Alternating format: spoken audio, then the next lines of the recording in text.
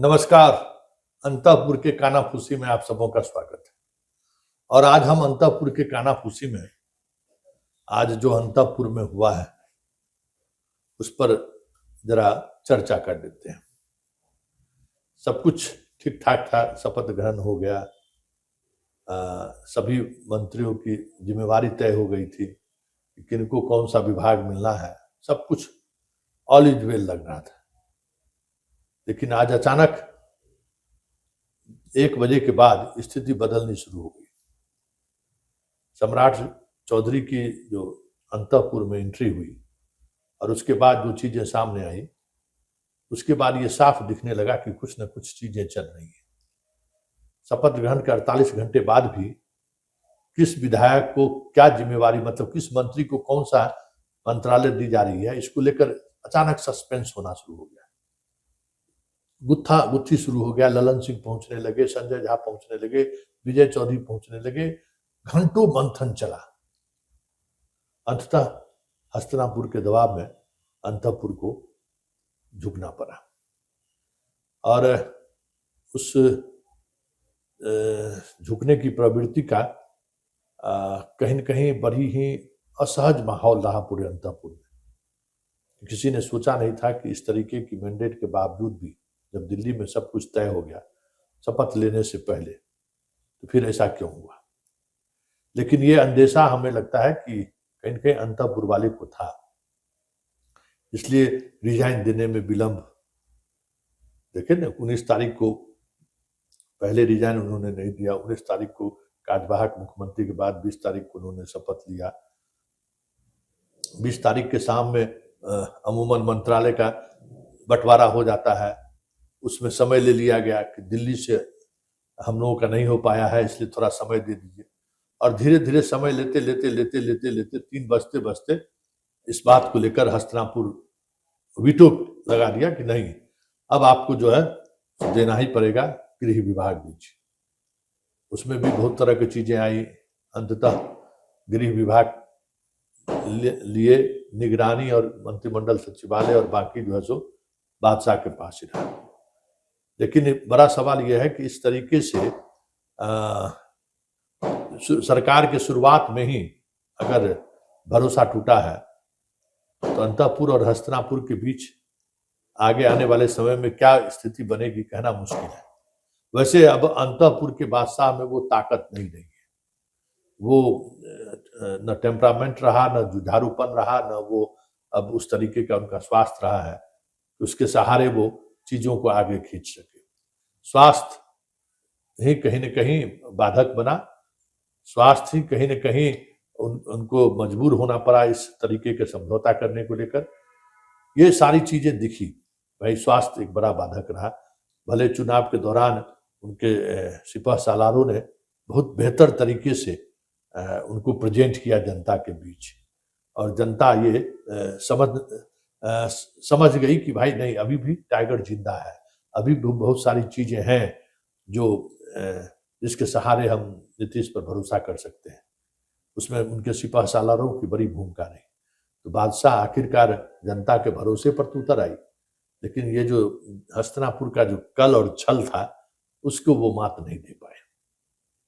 आखिरकार उन्हें अपना एक हाथ गंवाना पड़ा। मतलब गृह जाने का मतलब है कि भाई एक समान प्रशासन दूसरा गृह, तो एक हाथ उनको गंवाना पड़ गया। और इस हालात में को लेकर अंतःपुर के जो सिपह सालार हैं या अंतःपुर के जो नवरत्न हैं वो भी सहज नहीं थे।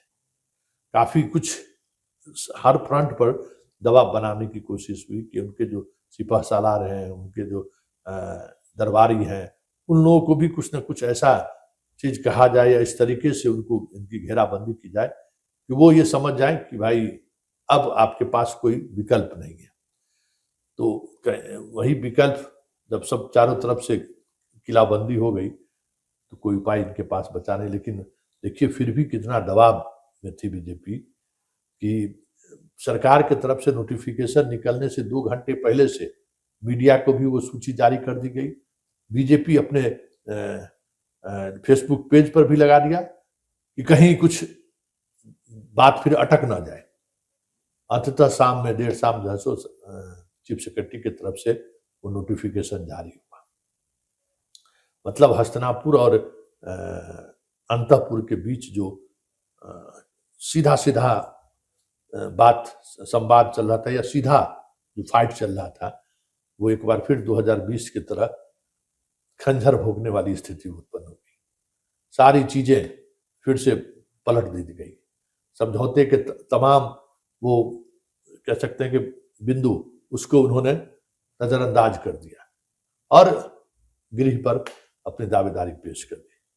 तो ये तो कहीं न कहीं इसको लेकर था, लेकिन बीजेपी के ओवरऑल कमल के फूल छाप कीचड़ के से निकले हुए कमल के मंत्रिमंडल विस्तार को देखिए तो बहुत सारी चीजें आपको देखने को मिलेगा कि हमें चाहिए तो चाहिए। कहने को पीएमओ से सहमति बन के आया है, लेकिन वो चीजें दिखी नहीं। जिस विभाग को लेकर जो मंत्री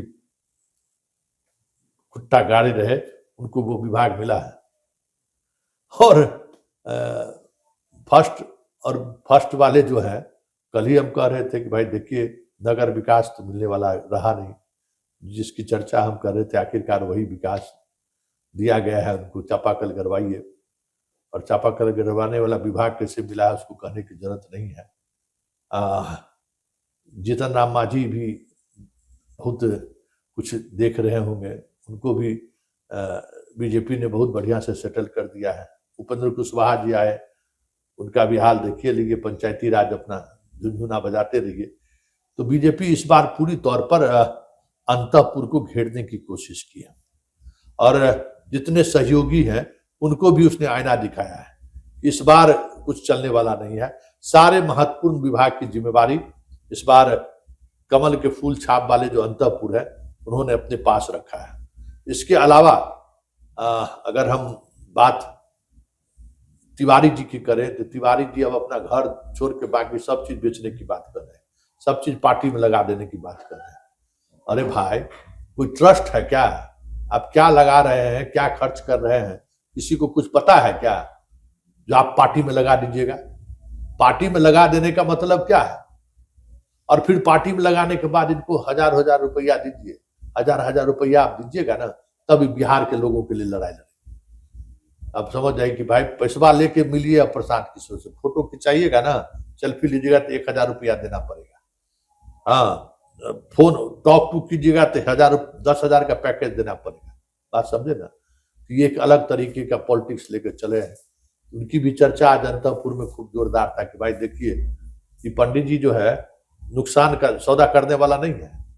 अपना घर बेचने की बात, घर छोड़कर बाकी चीज बेचने की बात करते करते अब 1000 रुपया सबसे मांगना भी शुरू कर दिया। मतलब दक्षिणा जो है छोड़ने वाला ये आदमी नहीं है, हर बात पर इसको दक्षिणा चाहिए। स्वाभाविक तौर पर ये तो पीढ़ी दर पीढ़ी से होता आ रहा है। पहले जमीन जत्था, बीघा का बीघा, एकड़ का एकड़ लेते थे, गाय से हजारों हजार गाय इनको दक्षिणा में मिलता था। अब तो न उस तरीके का कराही रहा, न उस तरीके का कराही चलाने वाले लोग रहे। अब चीजें बदल गई हैं। फिर भी दक्षिणा लेने का स्वभाव तो है ना, दक्षिणा लेने का ये स्वभाव इनको कहीं न कहीं प्रभावित कर रहा है। वो आके के उसके जुबान पर आ ही जाता है। तो ये दक्षिणा ले रहे हैं, और जो दक्षिणा जिस तरीके से लेने की बात कर रहे हैं वो आधुनिक तरीका है। लेकिन स्वभाव है ना भाई, पंडित जी को दक्षिणा चाहिए ही चाहिए, चाहे पूजा करावे, चाहे श्राद्ध कर्म करावे, चाहे विवाह करावे, वो जो काम करेंगे, चाहे अब राजनीति करेंगे, राजनीति करेंगे भी तो उनको दक्षिणा चाहिए। मतलब दक्षिणा का हिसाब किताब हो जाना चाहिए। तब तिवारी बाबा को दक्षिणा चाहिए, दक्षिणा के लिए आप लोग तैयार रहिए। वैसे और भी बहुत सारी चीजें हैं। सबसे ज्यादा मायूसी जो है ना फर्स्ट वाले में है। बहुत कुछ सोचे हुए थे, बहुत तरह का विभाग मिलेगा, इस बार बिहार को बदल देंगे। अब गांव गांव में जो है सो अब चापाकल गड़वाएंगे, और अब दूसरा जो विभाग मिला है अब अपने जात बिरादरी के लिए अब कुछ करिए। उनको फेवरेट उनका विभाग दिया गया है। मतलब विभाग देने के मसला में इस बार कमल के फूल छाप वाला जो अंतःपुर है ना, जमकर खेला किया है। अब इस खेला का कितना प्रभाव पड़ेगा ये तो बात आने वाला समय बताएगा। लेकिन इतना तो तय है कि ये जो कुछ भी हुआ है ना, उससे अंतःपुर और हस्तिनापुर के बीच तनाव तो जरूर बढ़ गया, और इस तनाव का असर हर दिन देखने को मिलेगा। ऐसा नहीं है कि देखने को नहीं मिलेगा, क्योंकि जिस तरीके से जबरन लेने की कोशिश हुई है, हस्तिनापुर ने जिस तरीके से वीटो लगाया, हस्तिनापुर ने जिस तरीके से मजबूर किया है, टाइगर अभी जिंदा है। भले टाइगर उस मनोस्थिति में नहीं है, उस मानसिक स्थिति में नहीं है, लेकिन टाइगर अभी भी मौजूद है। और टाइगर की मौजूदगी के लिए जिस तरीके से माहौल बनाया गया है, वो माहौल टाइगर के साथ जरूर है। ऐसे में जो बादशाह के को लेकर जो 90 लाख से अधिक यहाँ के मतदाता अपने ने जिन्होंने अपनी लॉयल्टी दिखाई है, वो तो कम से कम उनके इस कृत्य से असहज जरूर है। खैर, ये असहजता चलती रहेगी। चलिए, अब अंतःपुर में बहुत सारी चीजें सामने आई हैं। अब ये अंतःपुर कहीं न कहीं हस्तिनापुर में ही कहीं शिफ्ट कर गया है। अब जो कुछ भी चलेगा हस्तिनापुर से ही चलेगा, ये भी साफ दिखने लगा है। तब कल से अब हस्तिनापुर की कानाफूसी पर खास नजर रहेगी। फिलहाल इजाजत दीजिए, नमस्कार।